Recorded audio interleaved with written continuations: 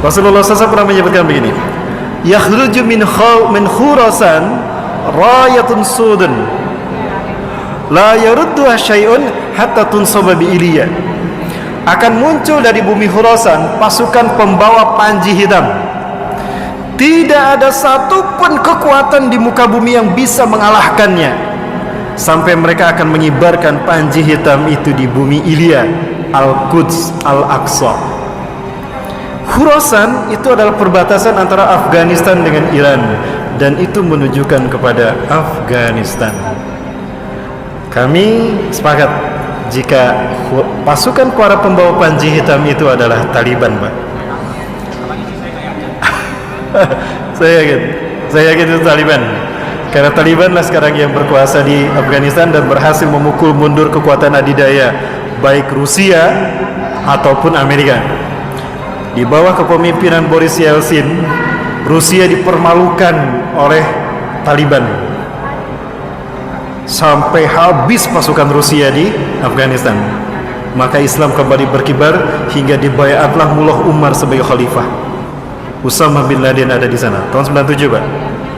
Kemudian Amerika mencoba menguji keberuntungannya. Sama, banyak yang stres dari tentara Amerika di Afghanistan, Pak, karena mereka melawan musuh yang tidak terlihat. Banyak pasukan berjubah putih yang muncul begitu saja dari langit. Mereka tidak tahu siapa. Sementara pasukan mujahidin tidak menyaksikannya, tapi pasukan Amerika menyaksikannya. Dan banyak bom-bom yang meledak, tapi tidak diledakkan oleh kaum muslimin. Ketika perang dihentikan karena azan, tapi terdengar suara ledakan di mana-mana. Ternyata malaikat ikut berperang. Itulah Taliban. Kenapa disebut Taliban? Taliban itu artinya santri, Pak. Dan kenapa mereka dipercaya? Karena mereka menciptakan keamanan di wilayah Afghanistan pasca rejim Hamid Karzai tumbang. Hari ini Taliban menguasai Afghanistan dan menyatakan bukan lagi Afghanistan, tapi International of Islamic Emirate Afghanistan, IIA. Ya, itu nama Afghanistan hari ini. Saya yakin Taliban itulah pasukan panji hitam.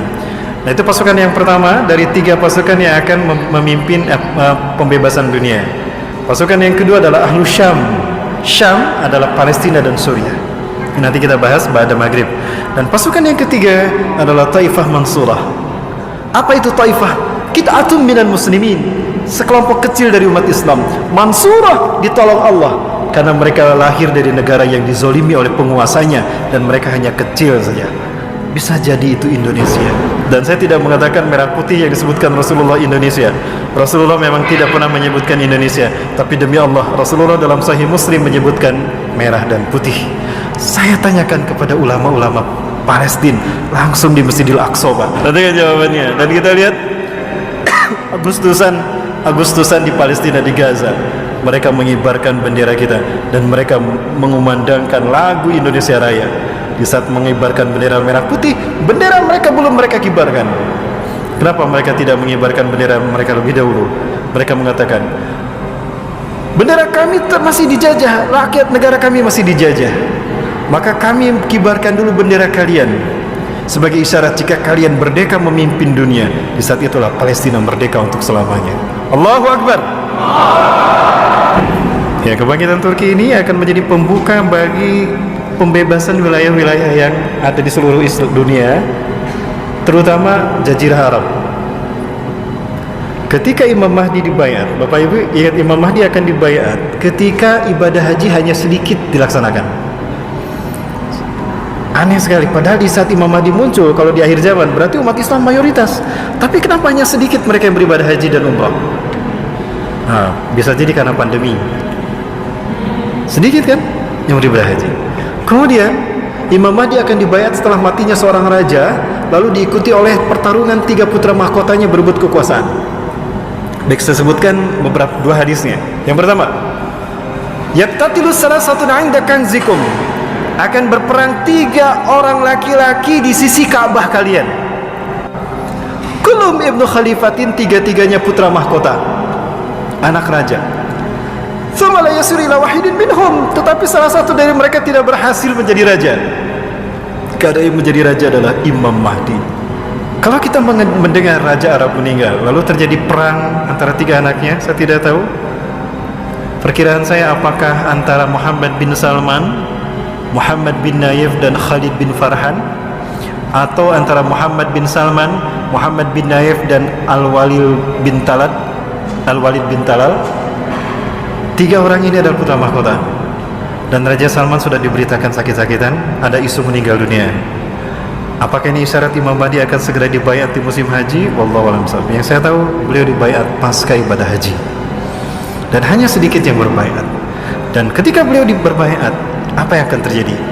Rasulullah menyatakan perang akan terjadi, karena akan ada pasukan yang memerangi Imam Mahdi di satu kali Imam Mahdi menyelamatkan diri.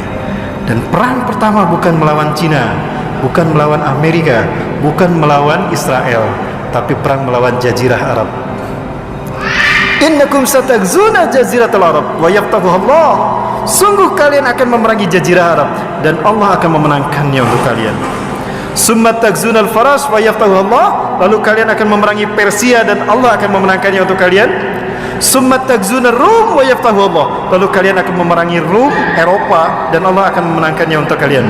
Summa tagzunad Dajjal wa yaftahuha Allah. Lalu kalian akan memerangi Dajjal, dan Allah akan memenangkannya untuk kalian. Kenapa Jazirah Arab diperangi lebih dulu? Karena Jazirah Arab dipimpin saat itu oleh orang-orang munafik, termasuk wilayah Teluk. Wilayah Teluk itu dipimpin orang-orang munafik. Maka beberapa negara di Teluk ini akan menjadi titik yang akan memberikan suntikan kekuatan umat Islam di bawah kepemimpinan Imam Mahdi. Sebut saja Qatar.